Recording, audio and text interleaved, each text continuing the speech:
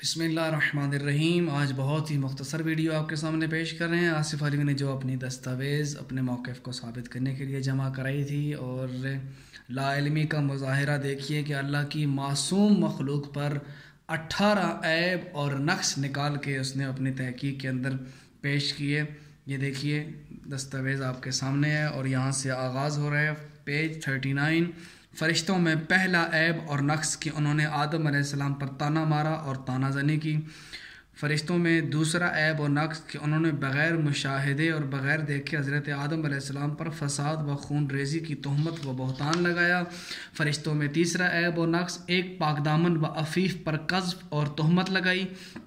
چوتھا نقص اور عیب حاکم کے مطالبے کے بغیر انہوں نے گواہی اور شہادت دی۔ پانچواں عیب اور نقص انہوں نے آدم علیہ السلام میں بدگمانی کی۔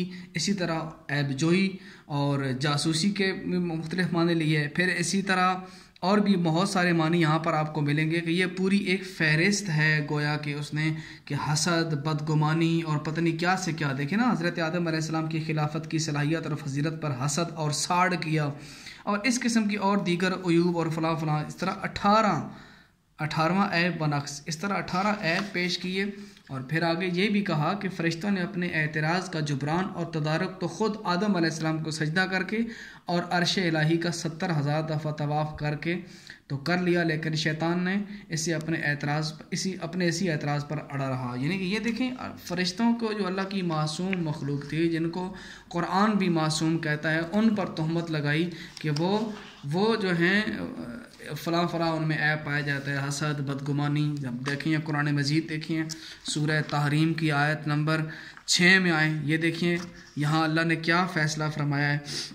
یہاں پر بڑے واضح الفاظ میں لکھا ہوا ہے کہ لا یعصون اللہ ما امرہم ویفعلون ما یؤمرون، یعنی کہ اس کا ترجمہ آپ کے سامنے پیش کرتا ہوں تاکہ آپ کو صحیح سمجھ آ جائے۔ اے ایمان والو، اپنے آپ کو اور اپنے اہل و عیال کو اس آگ سے بچاؤ جس کا ایندھن انسان اور پتھر ہوں گے، اور اس پر تند خو اور سخت مزاج فرشتے مقرر ہیں جو اللہ کے حکم کی نافرمانی نہیں کرتے، اور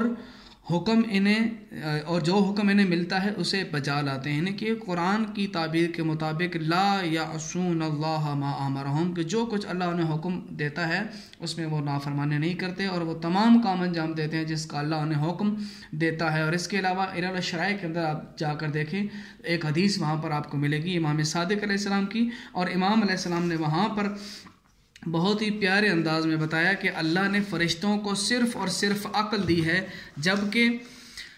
جبکہ جو حیوان ہیں، جو جانور ہیں، ان کو اللہ نے صرف شہوت دی ہے، اور انسان اللہ کی ایسی مخلوق ہے جس کو اللہ نے عقل بھی دی ہے اور شہوت بھی دی ہے۔ اور ساتھ یہ بھی امام نے فرمایا کہ اگر انسان کی عقل اس کی شہوت پہ غالب آ جائے تو انسان فرشتوں سے افضل ہو جاتا ہے، اور اگر اس کی شہوت اس کی عقل پر غلبہ پا لے تو جانوروں سے بھی بدتر ہو جاتا ہے۔ تو معصومین کے بہت سارے فرامین بھی ہمیں ملتے ہیں، اور صحیفہ سجادیہ میں پوری دعا ہے جہاں فرشتوں کے بارے میں امام علیہ السلام نے ان کے امور اور ان کے دیگر جو فضیلت اور شان ہے وہاں پر بیان کیا۔ تو یہ اللہ کی مخلوق جو ہے معصوم مخلوق کے اوپر 18 عیب نکال کے رکھ دیے صرف اپنے موقف کو ثابت کرنے کے لیے۔ میرے خیال میں یہ بہت بڑی ناانصافی ہے۔ اگر فرض کر لیں اگر کوئی عالم ایسا ہے بھی کہ جو اس نظریے سے اختلاف بھی رکھتا ہو، تو اس حد تک وہ بھی اجازت نہیں دے گا کہ فرشتوں پر اس طرح طعنہ زنی کی جائے اور اس طرح ان کے اندر سے عیب نکالے جائیں۔